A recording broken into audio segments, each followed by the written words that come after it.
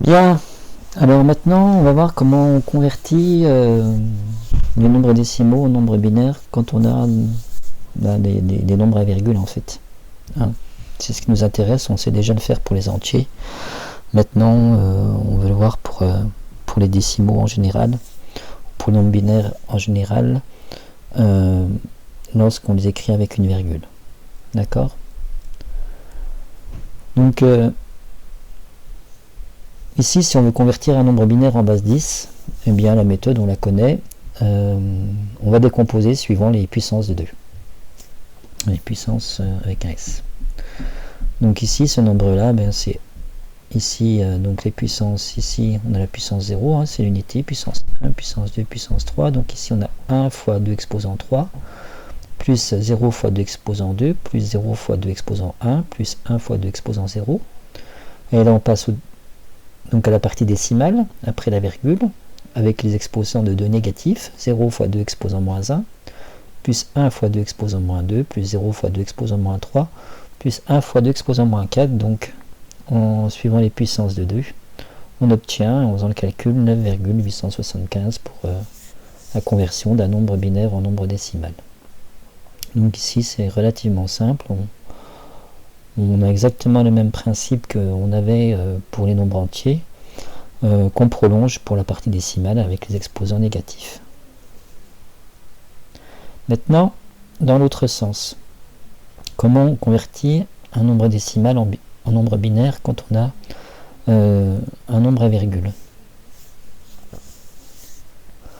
Alors pour la partie entière, on procède comme on le faisait déjà, avec la décomposition qu'on a déjà vue et la transformation qu'on a déjà vue. Donc on va traiter la partie entière d'une part et traiter la partie décimale d'autre part. Alors ici, voilà, partie décimale par exemple 0,8125.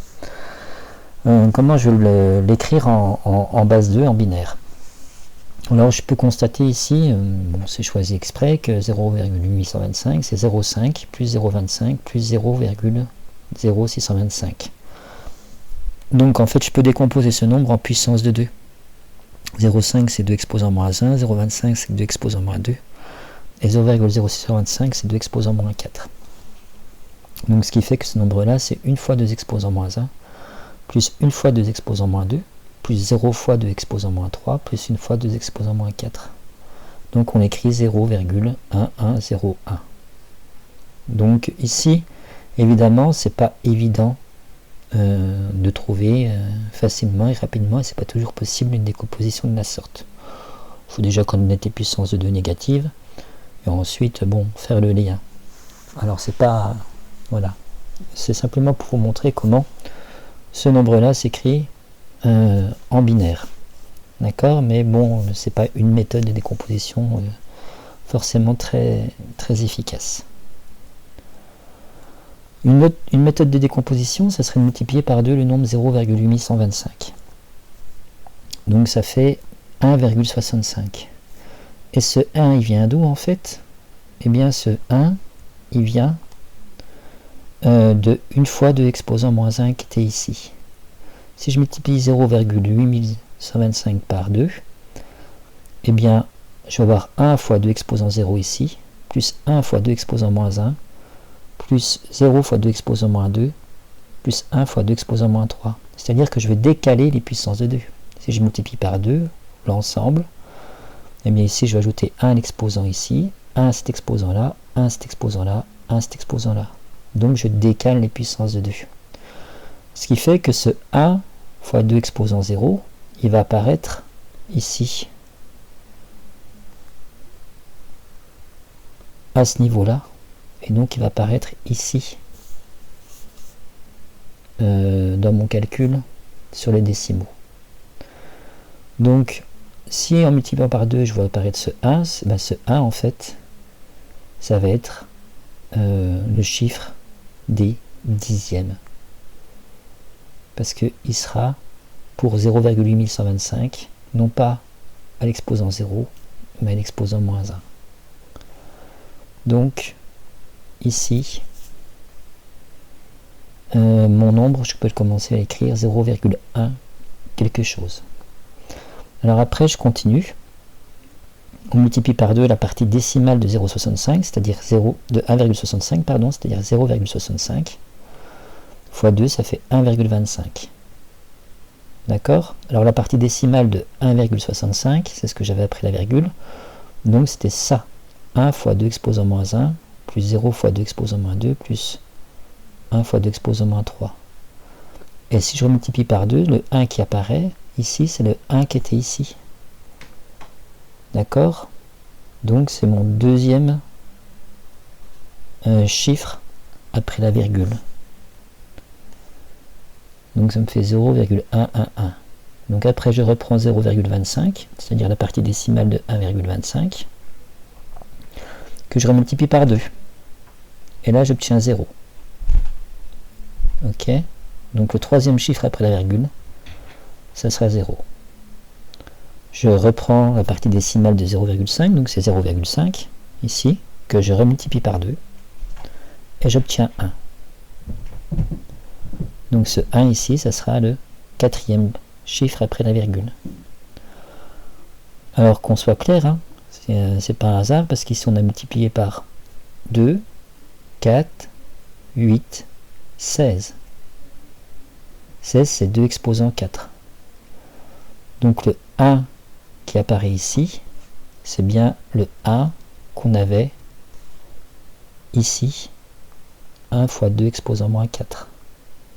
Donc c'est bien celui-ci qu'on a fait réapparaître en multipliant par 2, puis par 2, puis par 2, puis par 2. Donc on récupère bien, comme ça, le chiffre de chaque rang de puissance de 2 de mon nombre décimal. Alors ça c'est une technique qui marche pour toutes les parties décimales, quelles qu'elles soient. Et on obtient comme ça que 0,8125 c'est égal à 0,1101. Alors on a l'algorithme, hein, vous le retrouvez dans le cours. Donc pour déterminer le développement limité en base 2 d'un nombre ou d'une valeur approchée d'un nombre, on utilise l'algorithme suivant. Donc la partie entière on convertit comme on a l'habitude de le faire, et la partie décimale, eh ben, on fait des multiplications par 2 successives et on récupère à chaque fois la partie entière pour chaque rang de la partie décimale.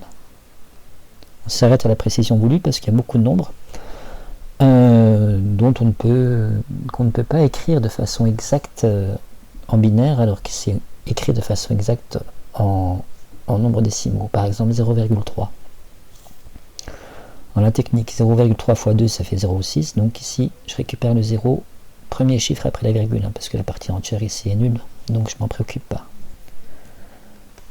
Ensuite 0,6 fois 2 ça fait 1,2, donc là je récupère la partie entière, c'est mon deuxième chiffre après la virgule, c'est 1, et ensuite je conserve 0,2, partie décimale que je remultiplie par 2, donc ici ça fait 0,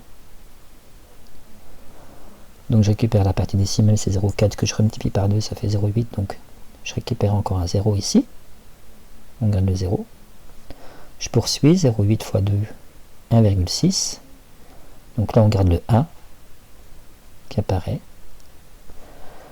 et ici je m'aperçois qu'en fait 0,6 fois 2 je l'ai déjà, donc qu'est-ce qui va se passer, c'est que ça va tourner en boucle, on va récupérer toujours les mêmes valeurs, et donc ça veut dire qu'ici je peux poursuivre le développement de ma partie décimale à l'infini. Donc j'aurai pas de valeur exacte de 0,3. Ça boucle à l'infini. Par contre, je peux avoir une valeur approchée, mais ici je peux dire que par exemple 0,3 c'est environ égal à 0,0100111 en base 2.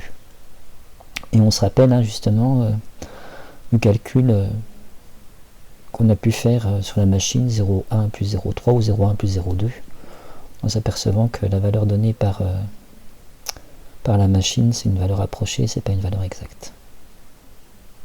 Donc voilà les conversions des nombres décimaux à virgule en binaire.